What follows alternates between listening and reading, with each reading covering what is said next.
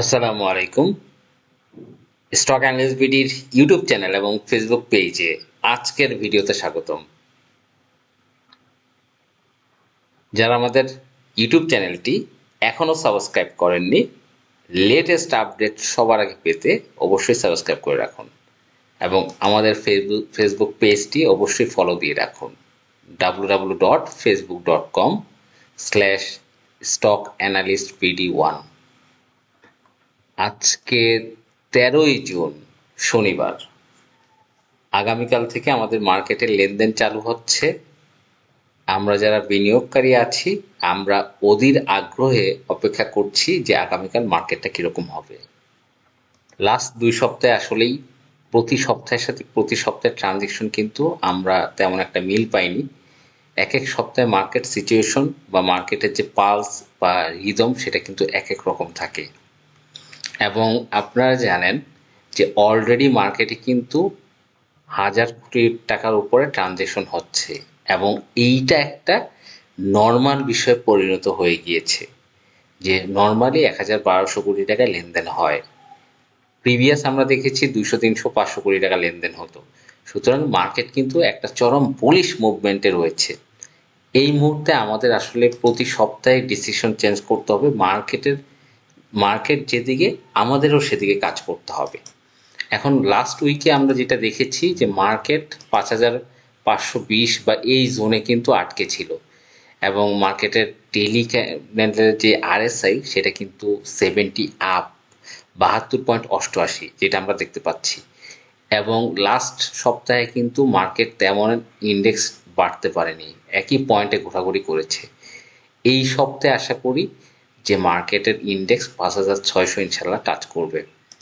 এখন আমরা বৃহস্পতিবারে লেটেস্ট যে বিষয়টা দেখেছি, যে সকল শেয়ারগুলো উইকলি মুভমেন্টে অনেক বেশি বেড়েছিল এবং কিছুটা দুর্বল কোম্পানি, তাদের একটি শেয়ার শ্যামপুর সুগার মিলস ওই দিনের জন্য ট্রেডটা একটু হল্টেড করে। Trading of the share company has been halted for rest of the trading days. এখন শ্যামপুর সুগারের লাস্ট উইকে দেখা গেল টপ গেইনারে ছিল, উইকলি টপ গেইনার, এবং তারা গত সপ্তাহে 41% বেড়েছে। আসলে যে কোনো একটা স্টক যখন টানা একদম সোজা বাড়ে সেটা কিন্তু আসলে স্মার্ট মানি, মানে একটা গ্যামলিং পর্যায়ে চলে যায় এবং সেটার জন্য কিন্তু একটা সতর্কতা আমরা দেখেছি। এই জন্য টানা যে শেয়ারগুলো বেড়েছে তার মধ্যে শ্যাম্পু সুগার, তারপরে আপনার mercantile insurance, Paramount insurance, DGIC, IPDC, Sonargaon textile, আমরা দেখতে পাচ্ছি এই 6টি শেয়ার লাস্ট সপ্তাহে 40% থেকে মিনিমাম 21% কিন্তু বেড়েছে। এখন আমাদের করণীয় কি? আমরা সাধারণ বিনিয়োগকারী আছি, তাদের করণীয় কি? এই যে যারা এসবের স্মার্ট মানি রয়েছে, মার্কেন্টাইল, প্যারামাউন্ট, ডিজিআইসি, এই ধরনের পার্টিগুলো কিন্তু একটু সতর্ক হয়ে যাবে। তারাও কিন্তু শেয়ারটা একটু কারেকশনে নিতে পারে, আমার ব্যক্তিগত ধারণা। এই জন্য যে সকল শেয়ারের দাম অনেক বেড়েছে, আমরা সে সকল শেয়ার থেকে কিনা থেকে বিরত থাকবো। আরেকটি বিষয় শেয়ার করি, যারা আমাদের আজকে 9টা থেকে ইনশাল্লাহ কোর্স চালু হবে, যারা এখনো যোগদান করেননি, 9টার আগেই অবশ্যই আপনি যোগদান করতে হবে। যদি মিস করেন কোনো কারণে, তাহলে এর পরবর্তী যে ব্যাচ 1-1.5 মাস পরে, সেটাতে আবার জয়েন করতে হবে। এবং যারা জয়েন করবেন অবশ্যই 019290222917 এই নাম্বারে সেন্ড মানি বা ক্যাশ ইন করবেন 3,060 টাকা 12 ঘন্টার এই ট্রেনিং প্রোগ্রামে।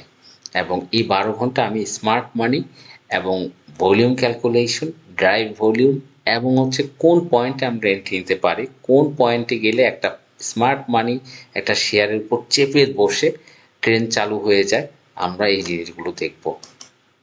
এখন আমাদের যে বিষয়গুলো, তার মানে আমরা এই বর্তমান যে মার্কেট সিচুয়েশন যেগুলো অনেক বাড়ছে, স্মার্ট পার্টি থাকুক বা যেটাই থাকুক, আমরা সেগুলো একটু অ্যাভয়েড করার চেষ্টা করবো। যেগুলো অনেক বেশি প্রাইজিং হয়েছে, যেগুলো একটু বটমে পড়ে আছে, সেগুলোর দিকে আমরা মনোযোগী হব। কারণ যেগুলো প্রাইস অনেক বাড়ছে সেগুলো কিন্তু স্মার্ট মানি এটাও চাইতে পারে যে আমি সাময়িক সময়ের জন্য একটু এক্সিট নেই বা কিছু শেয়ার সেল করি, যাতে সিকিউরিটি অ্যান্ড এক্সচেঞ্জ কমিশনের চোখে না পড়ি। তা এই বিষয়গুলো আমাদের মাথায় রাখতে হবে। এখন আমাদের ফার্মাসিউটিক্যাল সেক্টরের যে কন্ডিশন আপনারা দেখতে পাচ্ছেন, ফার্মাসিউটিক্যাল সেক্টরের যে কন্ডিশন, এটা কিন্তু একটা অ্যাকুমুলেশন জোনে অবস্থান করছে এবং দীর্ঘ একটা পতন কিন্তু আমরা দেখেছি 25 সালের পরে যে দীর্ঘ পতন, এবং এই জোনটায় কিন্তু অ্যাকোমোডেশন হচ্ছে আপনারা দেখতে পাচ্ছেন ফার্মাসিউটিক্যাল সেক্টর, এবং এই ফার্মাসিউটিক্যাল সেক্টর এক জায়গায় দাঁড়িয়ে আছে। এবং এরই একটা শেয়ার লিব্রা ইনফিউশন। আপনারা জানেন ফার্মাসিউটিক্যাল সেক্টরের সবচেয়ে লো paid up company Libra infusion, এবং এদের শেয়ার সংখ্যা খুবই কম। বর্তমানে একটা বুলিশ মুভমেন্টে রয়েছে ডেইলি চার্টে যদি আমরা দেখি, এবং শুধু তাই না, লিব্রা ইনফিউশনের যদি আমরা মান্থলি চার্ট দেখি, মান্থলি চার্টে কিন্তু বিশাল একটা গ্যাপ আমরা দেখতে পাচ্ছি, বিশাল একটা গ্যাপ সে 2011-12 ভিতরে। এবং আমরা জানি চার্টে যদি কোনো গ্যাপ থাকে সেই গ্যাপটা কিন্তু ফিল আপ করে, কখনো না কখনো টাইম ফিল আপ করে। যেহেতু এই স্টকটা একদম বটম লেভেলে রয়েছে, একদম 650 টাকার এই লেভেলে রয়েছে, এই লেভেল থেকে যদি এইটা 5 বছরের ডিক্লারেশনটা চলে আসে, আমরা আশা করব এই গ্যাপটা, যে গ্যাপটা রয়েছে 2340 টাকার যে গ্যাপটা, এখানে এই গ্যাপটা কিন্তু ফিল আপ করার পসিবিলিটি রয়েছে। এবং আমরা জানি চার্ট কখনোই তার হিস্টোরিতে এই গ্যাপগুলো ফিল আপ করে, এবং 2011 সালে এটার যে প্রাইজিংটা সেটা কিন্তু অনেক উপরে ছিল, সেটার প্রাইজিং নেয়ার আবার 5000 টাকার উপরে কিন্তু ছিল, এবং একটা বিশাল বটম লেভেলে কিন্তু সে অবস্থান করছে। এবং এই যে গ্যাপটা তৈরি করেছে, এই গ্যাপটা কিন্তু সে কখনো না কখনো ফিল আপ করবে। তা 5 বছরের ডিভিডেন্ড ডিক্লারেশনের ডেট যদি ঘোষণা করা হয়, আমরা আশাবাদী এই গ্যাপটা খুবই ইজিলি ফিল আপ হয়ে যাবে লিব্রা ইনফিউশনের। এবং শুধু তাই না, লিব্রা ইনফিউশনের যেহেতু ফার্মাসিউটিক্যাল কোম্পানি, তাদের প্রোডাক্ট হচ্ছে স্যালাইন, এবং এই স্যালাইন যেহেতু তারা উৎপাদন করে, স্যালাইনের যে বিজনেস, এতে কিন্তু কোম্পানির একটা ব্র্যান্ডিং ভ্যালু রয়েছে। তা না, লিব্রা ইনফিউশনের কিন্তু ন্যাভ বর্তমান মার্কেটের সর্বোচ্চ, এর ধারের কাছেও কোনো কোম্পানির নেট অ্যাসেট ভ্যালু নেই। শুধু তাই না, তাদের ইপিএস কিন্তু সবগুলি প্লাস দেখিয়েছে 2022 সালের ডিভিডেন্টের জন্য। আপনারা দেখতে পাচ্ছেন যে নিউজে গেলে আমরা দেখতে পাচ্ছি এখানে কিন্তু 3টা কোয়ার্টারই ইপিএস তারা প্লাস দেখিয়েছে 22 সালের ডিভিডেন্ড ডিক্লারেশন করার জন্য, কিন্তু ডিভিডেন্ড ডিক্লারেশনের ডেটটা ডিক্লেয়ার করেনি। এবং শুধু তাই না, 22, 23, 24, 25, 26 প্রায় 5 বছরের ডিভিডেন্ড পেন্ডিং রয়েছে, এবং মার্কেটের একমাত্র কোম্পানি যে প্রতি বছরই ডিভিডেন্ড দেয়। প্রিভিয়াস ডেটগুলো পেন্ডিং থাকলেও সেগুলো ধরে ধরে ডিভিডেন্ড পে করে লিব্রা ইনফিউশন, কারণ কোম্পানি কিন্তু মূলত একটি প্রফিটেবল কোম্পানি যাদের ন্যাব অনেক বেশি। শুধু তাই না, অত্যন্ত লো পেইড আপ কোম্পানি এবং অনেক পুরাতন একটা কোম্পানি, যার ফলে দেখা গেছে এই শেয়ারগুলো অল্প কিছু শেয়ার লেনদেন হলেই ভালো একটা প্রাইজিং হয়। কারণ এই 22,52,000 যে শেয়ার রয়েছে, সব শেয়ার কিন্তু ডিমিট হয় নাই, অনেক শেয়ার কাগজের শেয়ার রয়ে গিয়েছে, এবং অনেক শেয়ার দেখা গেছে ওই পোকায় খেয়ে ফেলেছে। সুতরাং অল্প যে শেয়ার রয়েছে সেগুলোই কিন্তু স্মার্ট মানি একটা অ্যাকুমুলেশন জোন তৈরি করে কালেকশন করার চিন্তাভাবনা আমরা চার্টে, অ্যানালাইসিসে এবং লাইভ ট্রেডিং অ্যানালাইসিসে কিন্তু দেখতে পাচ্ছি। যাই হোক, এই স্টকটা বটম লেভেলে অবস্থান করছে, সেই পয়েন্ট অফ ভিউ থেকে দারুণ একটা মোমেন্টাম এবং পজিশন রয়েছে।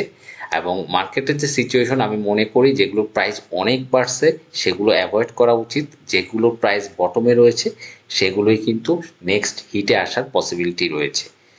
যাই হোক বন্ধুরা, যারা ভালো থাকবেন অবশ্যই চ্যানেলটি সাবস্ক্রাইব করে থাকবেন, এবং যে কোনো আপডেট সবার আগে পেতে ফেসবুক এবং ইউটিউবে চোখ রাখবেন।